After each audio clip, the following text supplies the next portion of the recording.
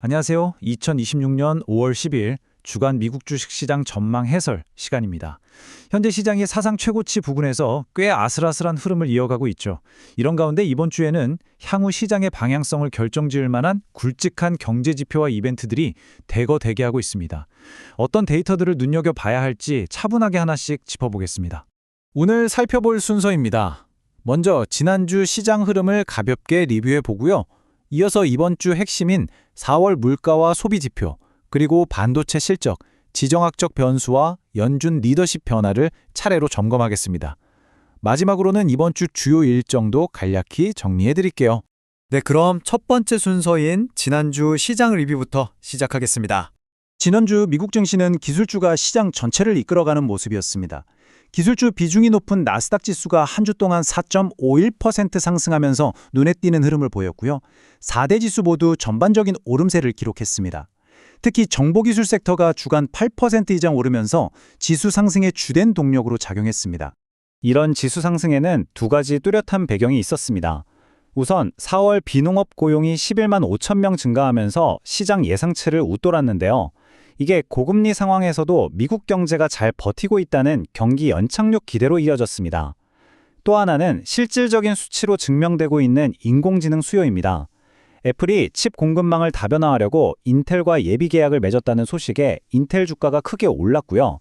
마이크론 역시 AI 서버용 메모리 공급 부족 현상으로 주가가 오르면서 반도체 부분의 강세를 이끌었습니다. 거시적인 측면에서는 국제 유가의 변동폭이 꽤 컸습니다. 주 초반에는 중동 호르무즈 해협 인근에서 교전 소식이 들리면서 국제 유가가 배럴당 110달러를 넘어서기도 했는데요. 이때 국채 금리도 같이 오르면서 시장이 다소 긴장하는 모습을 보였습니다. 하지만 미국과 이란 사이의 14개 항목 양해각서 체결이 임박했다는 소식이 전해지면서 다시 90달러대 중반으로 내려와 안정을 찾았습니다. 개별 종목과 섹터별 흐름도 엇갈렸습니다. 게임스톱의 이베이 인수 제한이나 모더나의 백신 관련 소식들이 시장의 관심을 끌었고요. 반면에 유가가 하락 반전하고 금리 인하가 지연될 거란 전망이 사실상 굳어지면서 에너지와 금융 섹터는 상대적으로 부진한 흐름으로 한 주를 마쳤습니다. 이어서 두 번째 순서, 이번 주 시장에서 가장 주목받고 있는 4월 물가와 소비 지표를 살펴보겠습니다. 이번 주 화요일에 4월 소비자 물가 지수 CPI가 발표되는데요. 이번 주 시장의 흐름을 좌우할 아주 핵심적인 지표입니다. 현재 시장에서는 헤드라인 CPI가 전년 대비 3.7%, 근원 CPI는 2.7% 상승할 것으로 보고 있습니다.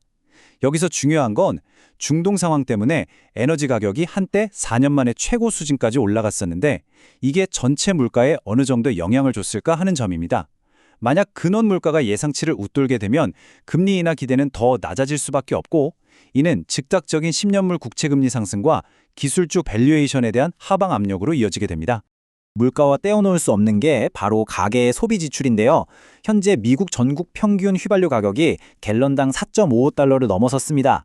1년 전과 비교하면 갤런당 1.40달러 이상 오른 수치라서 일반 가계 예산에도 꽤 직접적인 부담을 주고 있는 상황입니다. 그렇기 때문에 목요일에 나오는 4월 소매 판매 데이터가 중요합니다. 미국 경제의 약 70%가 소비로 지탱되고 있기 때문이죠. 이렇게 고유가와 고금리가 이어지는 상황에서도 소비자들이 여전히 지출을 유지하고 있다면 경기 연착륙 시나리오는 유효합니다.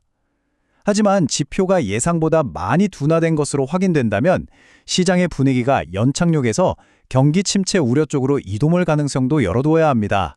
세 번째로는 개별 기업 단위의 반도체 실적과 인공지능 산업 동향을 짚어보겠습니다. 이제 시장은 인공지능에 대한 기대를 넘어서 실제로 이익이 나고 있는지를 수치로 검증하려는 단계에 와 있습니다. 수요일에는 네트워크 장비 기업인 시스코 시스템즈, 목요일에는 반도체 장비 업계의 기준점이 되는 어플라이드 머티리얼즈가 실적을 발표합니다. 하이퍼스케일러들의 데이터 센터 인프라 확장이 이런 장비 기업들의 실질적인 실적 상향으로 이어지고 있는지가 확인되어야 현재의 기술주 랠리가 지속될 수 있을 것으로 보입니다. 여기에 더해 이번 주에는 인공지능 칩 설계사인 세레브라스가 약 30억 5천 달러 규모의 자금 조달을 목표로 상장을 진행합니다. 세레브라스는 시장에서 엔비디아의 잠재적 대항마 중 하나로 꼽히는 곳인 만큼 이번 공모 결과는 월스트리트가 AI 산업의 가치를 어떻게 평가하고 있는지를 보여주는 좋은 척도가 될 전망입니다. 네 번째 파트는 거시경제 환경을 좌우할 지정학적 이슈와 연준 내부의 변화입니다. 이번 주 화요일과 수요일, 베이징에서 트럼프 대통령과 시진핑 주석의 미중 정상회담이 열리는데요. 여기서 무역관세 완화나 첨단기술 수출 규제에 대한 긍정적인 합의가 도출된다면 공급망에 숨통이 트일 수 있습니다. 이와 함께 미국과 이란 간의 14개 항목 양해각서 체결 여부도 결과를 기다리고 있죠. 이 두 가지 외교적 사안 모두 글로벌 인플레이션 압력을 획기적으로 낮출 수 있는 중요한 와일드카드입니다. 통화정책 측면에서는 고금리 장기화 기조가 계속 굳어지고 있습니다. 뱅크 오브 아메리카를 비롯한 주요 투자은행들은 연준의 첫 금리 인하 예상 시점을 이미 2027년 하반기로 미루고 있는데요. 이번 주에 예정된 연준 위원들의 연설에서도 이런 보수적인 입장이 재확인될 확률이 높아 보입니다. 특히 주목해야 할 부분이 바로 연준의 수장 교체입니다. 5월 15일에 제롬 파월 의장의 임기가 끝나고 후임으로 지명된 케빈 워시의 상원 인준 표결이 다가오고 있습니다. 만약 인준을 통과해 6월부터 새로운 의장으로서 정책을 주도하게 된다면 통화정책의 연속성과 관련해 채권 시장과 달러 가치의 변동성이 단기적으로 커질 수 있다는 점도 염두에 두시길 바랍니다. 마지막으로 지금까지 살펴본 데이터들의 이번 주 발표 일정을 정리해 드릴게요. 월요일에는 4월 기존주택 판매 지표와 함께 뉴욕 연행 총재의 발언이 대기하고 있습니다. 화요일은 앞서 강조했던 4월 소비자 물가지수가 나오고요. 수요일에는 생산자 물가지수 발표가 있습니다. 목요일은 4월 소매 판매 지표와 함께 여러 연준 위원들의 연설이 집중되어 있습니다. 그리고 금요일 산업생산지표 발표를 끝으로 이번 주 주요 일정이 마무리됩니다. 지수가 사상 최고치를 넘어 새로운 흐름을 만들지 아니면 거시지표들의 압박으로 조정을 받을지 이번 주가 그 방향을 결정할 분수령이 될 것 같습니다.